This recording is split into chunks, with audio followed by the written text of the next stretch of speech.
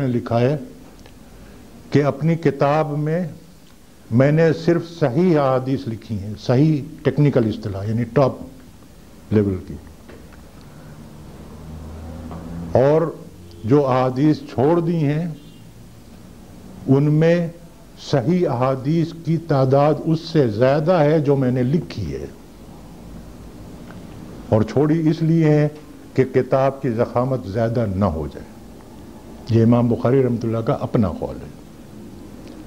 اسی طرح سے امام مسلم رحمۃ اللہ کا بھی قول ہے کہ انہوں نے کہتے ہیں کہ میں نے اپنی کتاب میں صرف صحیح احادیث لکھی ہیں، لیکن جو احادیث میں نے چھوڑ دی ہیں اس کا یہ مطلب نہیں ہے کہ وہ صحیح نہیں ہیں۔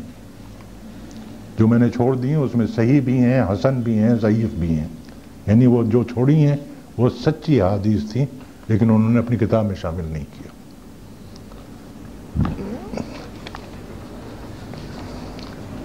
یہ تو مسئلہ ہو گیا 6 لاکھ احادیث کا۔ اس کے بعد دوسرا مسئلہ آتا ہے حدیث کا قرآن کے خلاف ہونا۔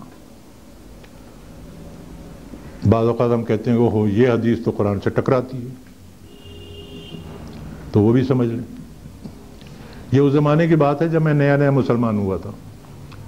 اس کا یہ مطلب نہیں کہ میں نو مسلم ہوں، الحمدللہ پیدا تو مسلمان ماں باپ کے گھر ہوا تھا۔ میں اپنے آپ کو مسلمان اس دن سے تصور کرتا ہوں جس دن سے میں نے 5 وقت کی نماز پڑھنی شروع کی۔ اس لیے میں کہتا ہوں کہ جب میں مسلمان ہوا تھا تو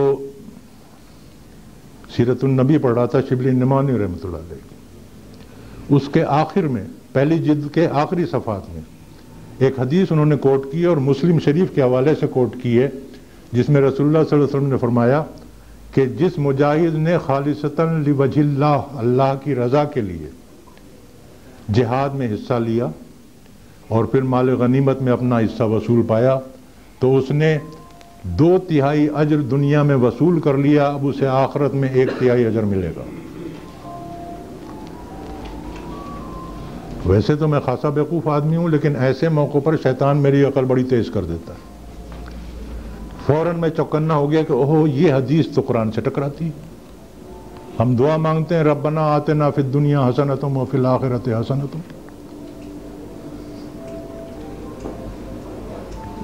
کافی سوچ بچار کے بعد ایک مولانا صاحب کے پاس گیا اور میں نے ان سے پوچھا کہ جناب اگر کسی مسلمان کے دل میں کوئی ایسا وسوسہ گھس جائے جس سے کفر لازم آتا ہو تو پھر وہ کیا کرے؟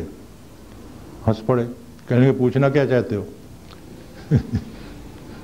میں نے مسئلہ سامنے رکھ دیا۔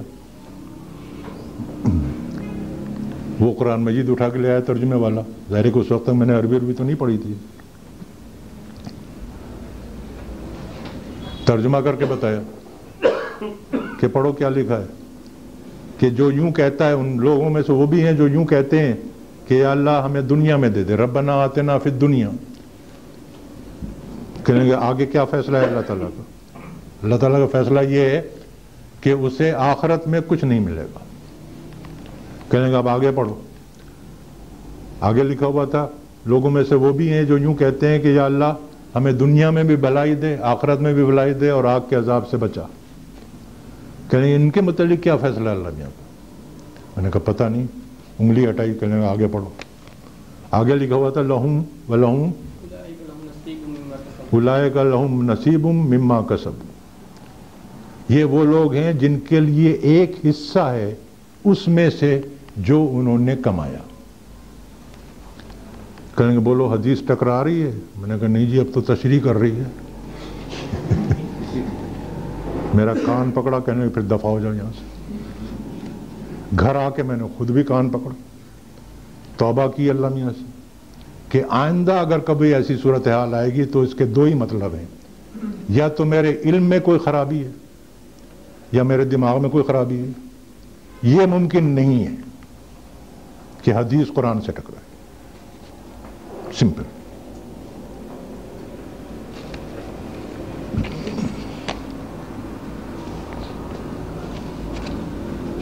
کچھ احادیث ہیں جو عقل کے خلاف ہوتی ہیں۔ مثال کے طور پر حدیث ہے کہ یہ کام کرو گے تو اتنا ثواب ملے گا جتنی بنو کلب کی بکریوں کے بال۔ فلاں کام کرو گے تو اتنا ثواب ملے گا جیسے سمندر کی جھاگ.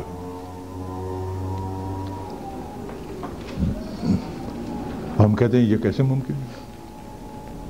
پھر تو آدمی کچھ نہ کرے، صرف یہ کام کر لے. اس کو بھی سمجھ لیں. اردو کا ایک شعر ہے، تم سلامت رہو 1000 برس، ہر برس کے دن ہو 50,000. اب ذرا کیلکولیٹر پہ حساب لگا کے دیکھیں وہ مرے گا کب. کیا یہ ممکن ہے؟ یہ تو عقل کے خلاف نہیں ہے، یہ تو شاعری ہے.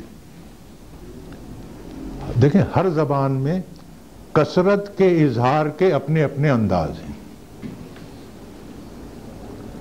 عربی میں بھی، اور عربی بڑی رچ زبان، وہاں پہ کثرت کے اظہار کے ایک دو انداز نہیں ہیں، بے شمار انداز ہیں. قرآن مجید میں ہے کہ اللہ تعالیٰ نے فرمایا رسول اللہ صلی اللہ علیہ وسلم مخاطب کر کے کہ ان منافقوں کے لیے اگر آپ 70 مرتبہ بھی استغفار کریں گے تو معاف نہیں کروں گا. تو کیا اس کا یہ مطلب ہے کہ 71 مرتبہ استغفار کیا جائے تو معافی ہو جائے گی؟ اس 70 کا لفظ وہاں کثرت کے اظہار کے لیے، چاہے کتنی بھی معافی نہیں ملے گی. اسی طرح یہ جو ہیں بنو کلب کی بکریوں کے بال، سمندر کے جھاگ، یہ لٹرلی اپنے الفاظ کے سینس میں نہیں ہیں، وہ محاورہ ہے عربی کا کہ بے شمار کثرت سے ثواب ملے گا. اگر آپ اسے کیلکولیٹر سے حساب لگائیں گے تو پھر تو عقل کے خلاف ہو جائے گا.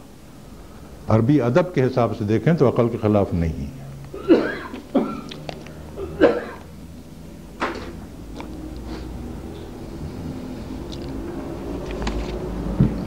ایک الجھن یہ ایک حدیث ہے کہ جس نے کہا لا الہ الا اللہ محمد رسول اللہ دخل الجنہ، داخل ہو گیا جنت. اس پہ لوگوں کو بڑا اعتراض ہے. اس کو بھی سمجھ لیں.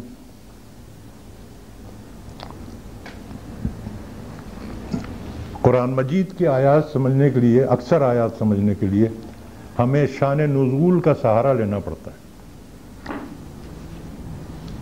جب شان نزول سامنے آتی ہے تب وہ حدیث کا صحیح مفہوم سامنے آتا ہے. اسی طرح سے احادیث کو سمجھنے کے لیے بھی ہمیں ظروف احوال کو بعض اوقات سمجھنا پڑتا ہے.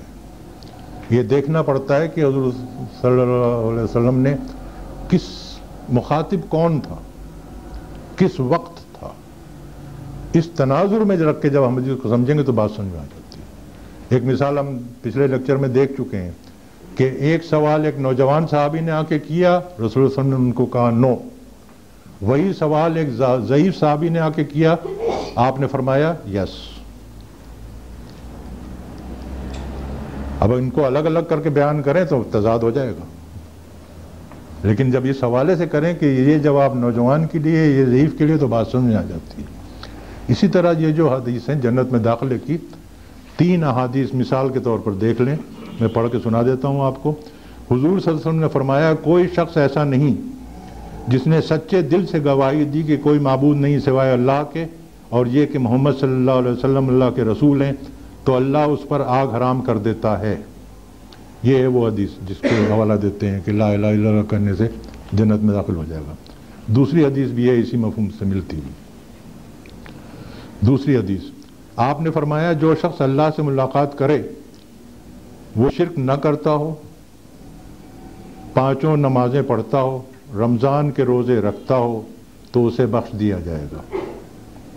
تیسری حدیث حضرت معاذ بن جبل رضی اللہ تعالیٰ عنہ نے حضور صلی اللہ علیہ وسلم سے کہا کہ اے اللہ کے رسول صلی اللہ علیہ وسلم، مجھے کسی ایسے عمل کی خبر دیجیے جو مجھ کو جنت میں داخل کر دے اور آگ سے دور رکھے. آپ نے فرمایا تو اللہ کی بندگی کر، اس کے ساتھ کسی کو شریک نہ کر، نماز قائم رکھ، زکوٰۃ ادا کر، رمضان کے روزے رکھ اور بیت اللہ کا حج کر. پہلی حدیث میں تو صرف کلمے کا ذکر ہے، دوسری حدیث میں کلمے